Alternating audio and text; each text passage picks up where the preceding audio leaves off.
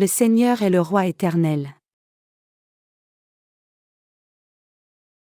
Luc 19, 11-27.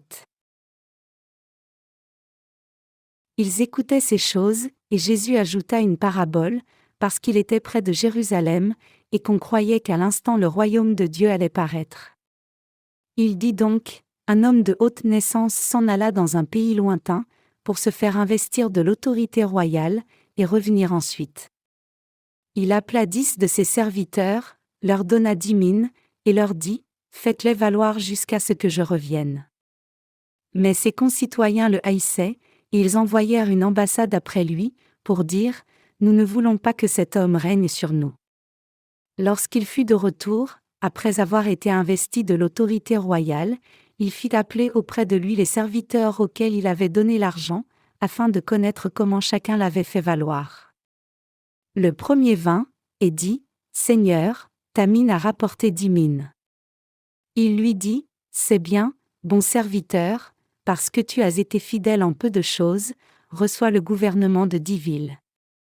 Le second vint, et dit, Seigneur, ta mine a produit 5 mines. Il lui dit, toi aussi, sois établi sur 5 villes. Un autre vint, et dit, Seigneur, voici ta mine, que j'ai gardée dans un linge, car j'avais peur de toi, parce que tu es un homme sévère, tu prends ce que tu n'as pas déposé, et tu moissonnes ce que tu n'as pas semé.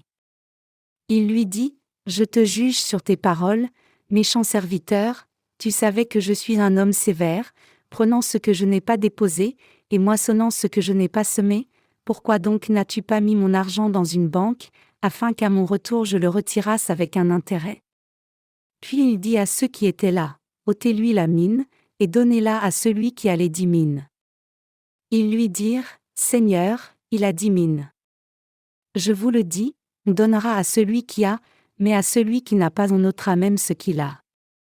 Au reste, amenez ici mes ennemis, qui n'ont pas voulu que je régnasse sur eux, et tuez-les en ma présence. Le Seigneur est-il réellement le roi des justes? Cependant, le serviteur qui a désobéi au maître dès le départ a juste ramené une mine qu'il avait reçue du maître. Qu'implique un tel comportement? Il trace le portrait du cœur qui dit « Je ne te reconnais pas comme roi. Ta demande est déraisonnable. Tu me donnes une mine et tu veux que je l'augmente. C'est un non-sens. » Le serviteur infidèle alors que nous passons les dernières heures de l'année, nous ne devrions pas le faire dans la profusion, mais nous devons réellement calculer combien nous avons pu accomplir l'œuvre qui nous a été confiée et accueillir la nouvelle année avec une nouvelle résolution. Si nous vérifions la note de notre vie spirituelle durant l'année passée, nous pouvons nous donner à nous-mêmes de bonnes notes dans certaines tâches mais pas dans d'autres tâches, et je veux que ce temps soit un moment pour observer nos propres devoirs selon la parole d'aujourd'hui. À travers le passage des Écritures d'aujourd'hui, le Seigneur a dit qu'un certain noble devait aller dans un pays très lointain pour recevoir un royaume. Ce noble, le maître, a compté 10 mines et a donné une mine à chacun de ses 10 serviteurs. Le maître a dit aux serviteurs de faire des affaires diligemment avec cet argent comme capital de départ. Tous les serviteurs ont obéi au maître, mais un serviteur ne l'a pas fait. Il semble que le serviteur ait décidé de désobéir à la direction du Seigneur à l'écart. Il ne voulait probablement même pas que son maître ne devienne un roi. Il a peut-être même défendu la félonie des citoyens de son maître qui haïssait le maître, et envoyé une délégation après lui disant « Nous ne laisserons pas cet homme régner sur nous. » Cependant, le roi a fini par revenir après avoir reçu le royaume. Le maître qui est rentré du voyage voulait vérifier comment les serviteurs avaient géré les affaires avec une mine qu'il avait donnée à chaque serviteur. À ce moment-là, un certain serviteur avait augmenté 10 fois et un autre 5 fois et l'ont amené au maître. Et le maître les a loués pour avoir été fidèles dans la plus petite tâche. Et le maître a donné à chacun l'autorité de régner sur 10 villages et 5 villages respectivement. Le maître voulait tester les serviteurs avec un petit sujet pour voir s'ils étaient fidèles en vue de découvrir s'ils seraient dignes de se voir confier une plus grande responsabilité. À critiquer le maître, tu es une personne qui retire où tu n'as pas placé et qui récolte où tu n'as pas semé. Alors, le maître a dit qu'il était un méchant serviteur et lui a reproché de ne pas obéir à ses paroles. Le maître l'a repris et a dit qu'il aurait au moins dû déposer l'argent à la banque pour avoir des intérêts s'il voulait au moins suivre la volonté du maître. Ce serviteur ne voulait rien faire pour le maître parce qu'il ne voulait pas à l'origine que le maître devienne le roi. Donc, que s'est-il passé? Finalement, le maître a pris cet argent au serviteur désobéissant et l'a donné au serviteur qui avait fait fructifier sa part 10 fois. De plus, le maître a ordonné de tuer ce méchant serviteur qui avait interféré dans le fait qu'il devienne roi. À travers le récit ici, nous pouvons réaliser que Dieu voit comment nous sommes fidèles même aux plus petites choses pour lui. Dieu dit qu'une personne qui a le désir de servir Dieu comme roi sera fidèle même dans la plus petite chose qu'il demande. Nous devons comprendre la volonté de Dieu. Nous devons comprendre que cette parole de la parabole est donnée à nul autre que vous et moi aujourd'hui. Notre Seigneur est le Sauveur qui est venu dans ce monde et a expié tous nos péchés, nous a fait recevoir le salut, et nous donne le Saint-Esprit dans nos cœurs. Et il est le Seigneur qui donne différents dons précieux de la foi à chacun de nous pour que nous puissions accomplir l'œuvre du Seigneur. Le Seigneur nous a donné le pouvoir de servir l'Évangile et de faire son œuvre. Le Seigneur nous donne toutes ces choses et attend une seule chose de notre part. Il veut étendre le royaume de Dieu par l'évangélisation selon les dons que nous avons reçus de lui. C'est comme faire des affaires et augmenter cet argent. Comme le maître qui est revenu après avoir reçu le royaume et a récompensé le résultat accompli par ses serviteurs par leur travail fidèle et dur dans le passage des Écritures d'aujourd'hui, le Seigneur nous demandera quand il reviendra: as-tu bien fait les choses? M'as-tu suivi avec foi et fait mon œuvre fidèlement? Quand le Seigneur nous demandera cela, certains frères et sœurs diront heureux et confiants: Seigneur, regarde. J'ai récolté 10 avec ce seul don que tu m'as donné. Et certains saints lui apporteront les 5 qu'ils auront récoltés. Cependant, les gens qui se sont opposés au Seigneur comme le serviteur qui n'a pas reconnu le Maître comme le roi ne seront pas en mesure de faire quoi que ce soit d'autre que lui apporter honteux la seule mine qu'ils avaient reçue telle qu'elle est. La différence entre une personne qui apporte juste une mine que Dieu lui a confiée sans en avoir rien fait et ceux qui apportent l'argent après l'avoir augmenté par 5 ou par 10 n'est pas moindre du tout. Quelle est la leçon du passage d'aujourd'hui? La taille du don que Dieu donne est la même pour tout le monde, mais il y a une grande différence dans les fruits de la foi en fonction de ce qu'on est le cœur pour vraiment adorer Dieu comme le roi ou pas. Les différents résultats que les serviteurs qui avaient reçu l'ordre du maître ont récoltés dépendaient du fait de servir le maître comme roi ou non. La personne qui a augmenté l'argent par 10 et la personne qui l'a augmenté par 5 ont vraiment servi le maître comme leur roi. Cela signifie qu'ils ont reconnu le maître comme leur roi et le dirigeant qui les conduisait et avait autorité sur tout. Pour ces fidèles serviteurs, la somme d'argent que le maître leur avait confiée n'est pas importante, que ce soit une mine ou sans mine. Puisque cet argent est l'argent du roi, et puisque le roi a donné l'ordre de faire des affaires avec l'argent, ils ont été absolument fidèles à l'ordre seulement. Ce n'est pas qu'ils soient plus fidèles quand le maître leur confie 100 mines et moins fidèles quand on leur donne une seule mine. Plutôt, ils suivent la volonté du roi de tout son cœur parce que c'est l'ordre du roi. Au contraire, dans le cas du serviteur qui ne reconnaît absolument pas le maître comme son roi, il ne peut qu'être infidèle indépendamment de la somme d'argent que le maître lui confie. C'est parce qu'un tel serviteur méchant pense seulement à la raison d'augmenter l'argent et d'apporter du bénéfice au maître seul, et calcule seulement que le retour pour lui serait faible. Cependant, Dieu ne nous a pas seulement sauvés des péchés, il nous a aussi donné la capacité de faire son œuvre. Cela signifie que Dieu nous a donné la capacité de faire l'œuvre de Dieu, la foi de l'obéissance, la foi du dévouement, et la foi qui grandit correctement dans l'Église. La parole correspondante dans l'Évangile de Matthieu désigne la mine de ce passage comme un talent. Le talent signifie la capacité.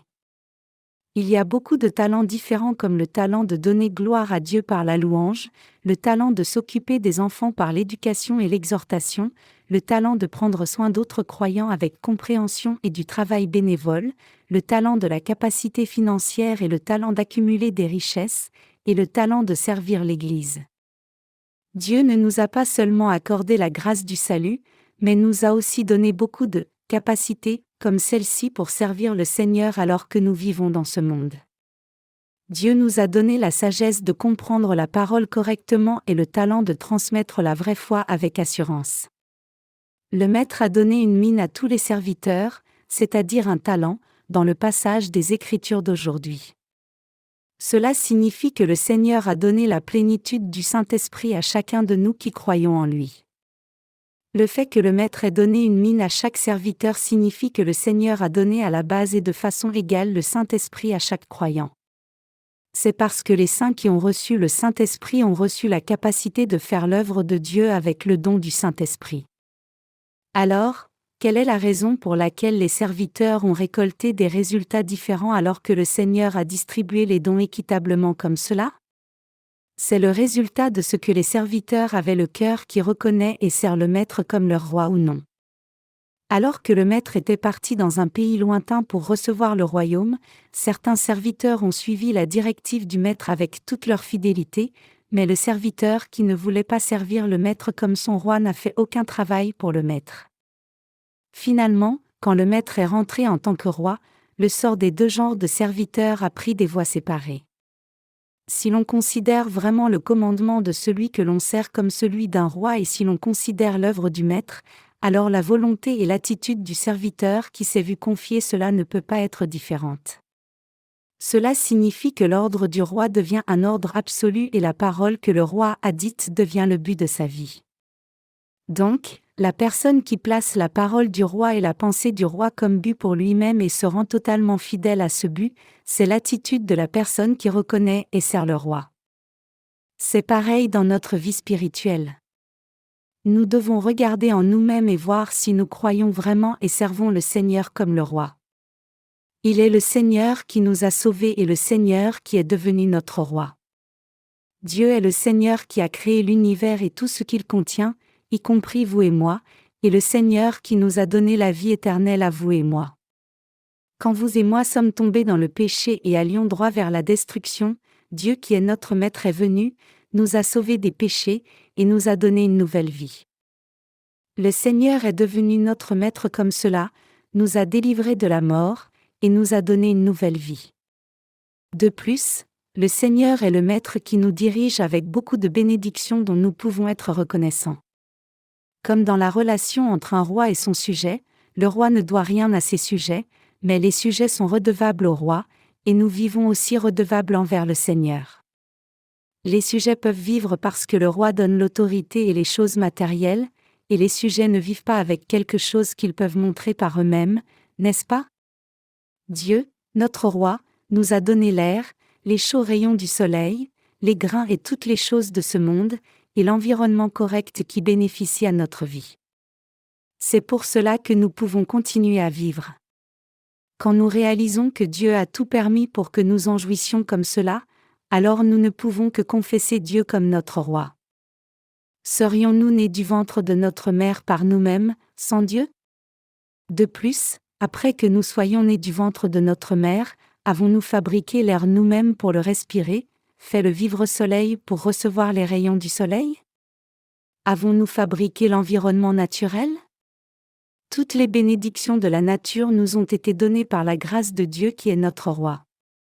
Nous humains avons juste fait nos propres cultures spécifiques pour un peu plus confortablement. Cependant, Dieu, notre roi, est aussi le Seigneur qui donne les ressources elles-mêmes pour faire des cultures pour les humains. Vraiment, parmi les choses dont nous avons besoin pour vivre, il n'y a rien que nous n'ayons pas reçu de Dieu. Toute l'humanité peut seulement vivre avec toutes les choses reçues de Dieu.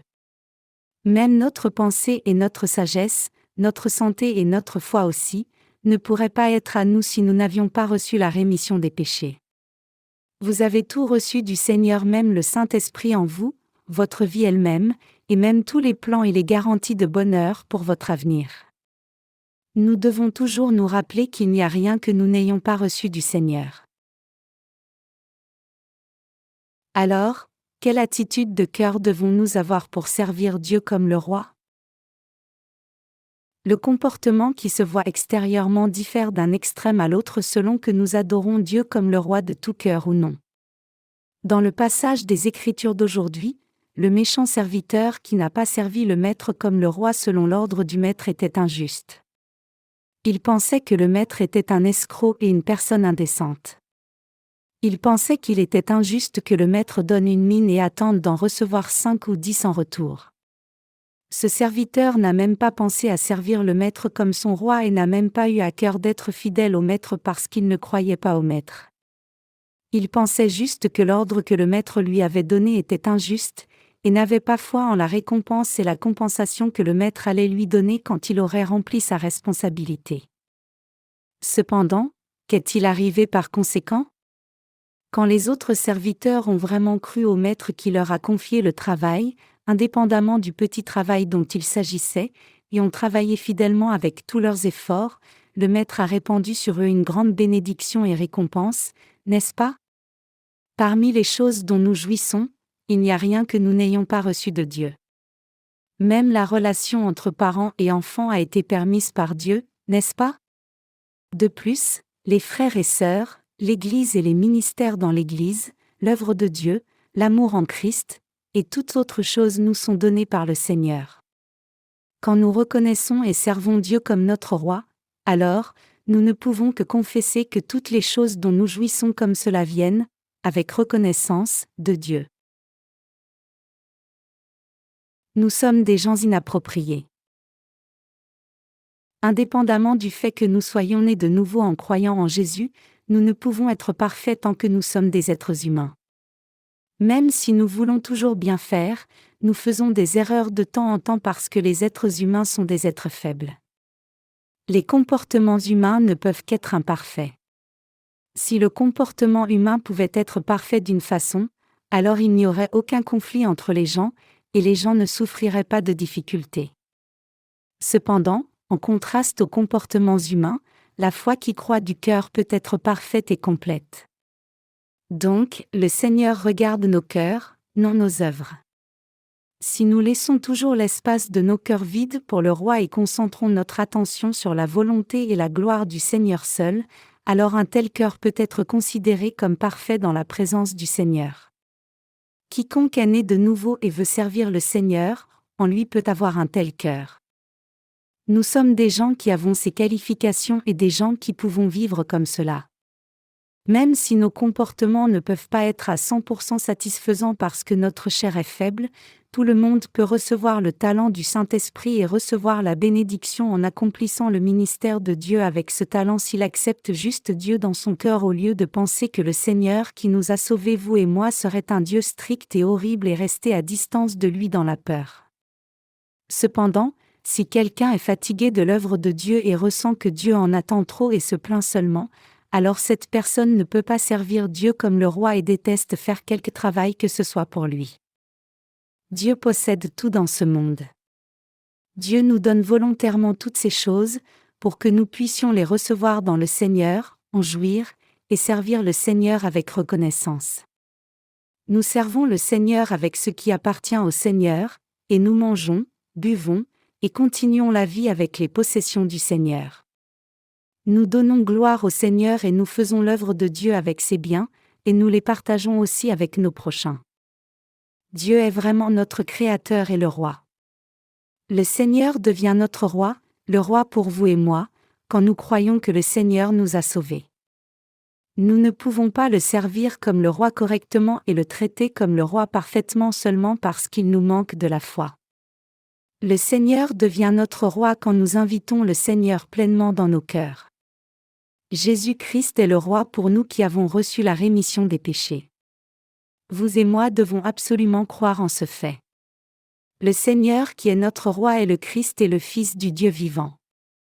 Nous ne sommes pas en mesure de le servir à 100% parfaitement, mais néanmoins, le Seigneur est notre Roi.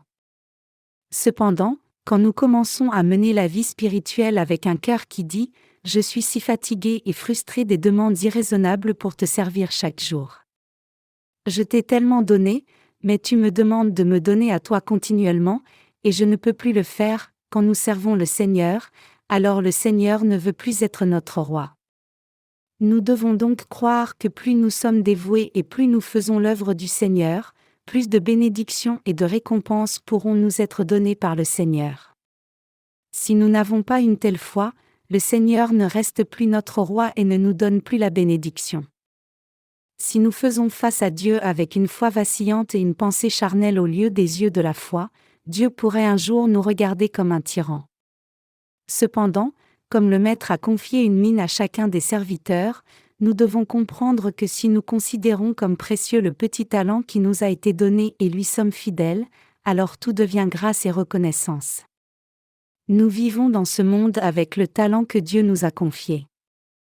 Ce talent n'est pas une responsabilité. Ce n'est pas un fardeau que nous devons porter laborieusement. Ce talent est la semence de la foi qui nous conduit vers les bénédictions célestes. Tout est un don que le Seigneur nous a fait.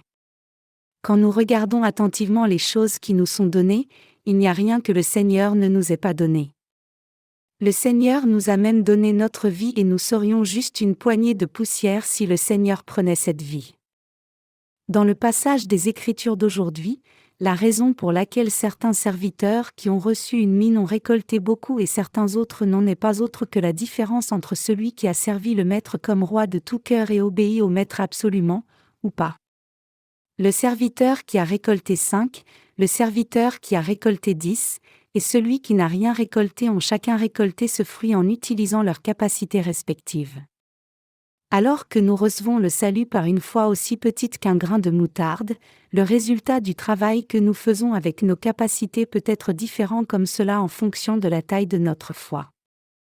Cependant, le méchant serviteur qui a ramené une mine intacte a reçu la conséquence malheureuse finalement parce qu'il n'a pas fait de travail et n'a pas servi Dieu comme le roi. Le cœur qui ne veut pas de Jésus comme son roi doit se repentir. Cette année s'écoule, et comme je l'ai dit au début, nous ne devons pas juste passer cette année de façon insignifiante, mais nous devons plutôt évaluer notre foi selon le grand ou petit fruit que nous avons récolté. De plus, je veux réellement que vous invitiez Dieu comme votre vrai roi dans l'année à venir. Même si nous l'avons servi comme le roi, nous avons pu récolter peu de fruits et faire peu de l'œuvre qu'il nous a confiée à cause de nos manques. Cependant, je crois que Dieu comblera nos manques si nous invitons Dieu comme roi dans nos cœurs. Dieu nous a réellement choisis, vous et moi, parmi beaucoup de gens qui sont plus nombreux que les grains de sable, nous a sauvés, et nous a donné cet évangile de vérité. Dieu nous a fait recevoir le salut en entendant et en croyant l'évangile de vérité. Le Saint-Esprit est dans nos cœurs. Il est évident que Dieu nous conduit même si nous dévions parfois parce que nous ne suivons pas la parole du Saint-Esprit fidèlement. Avez-vous le Saint-Esprit, ou pas? Vous êtes touché quand vous écoutez la parole parce que vous avez le Saint-Esprit. Vous ne pourriez pas être assis ici si vous n'aviez pas le Saint-Esprit parce qu'une personne qui n'a pas le Saint-Esprit ne peut pas recevoir la bénédiction des paroles du prédicateur et cela ne touche pas son cœur. Nous qui avons reçu la rémission des péchés devons croire au Seigneur et croire au fait que le Seigneur nous a sauvés en recevant le baptême, mourant à la croix, et ressuscitant des morts.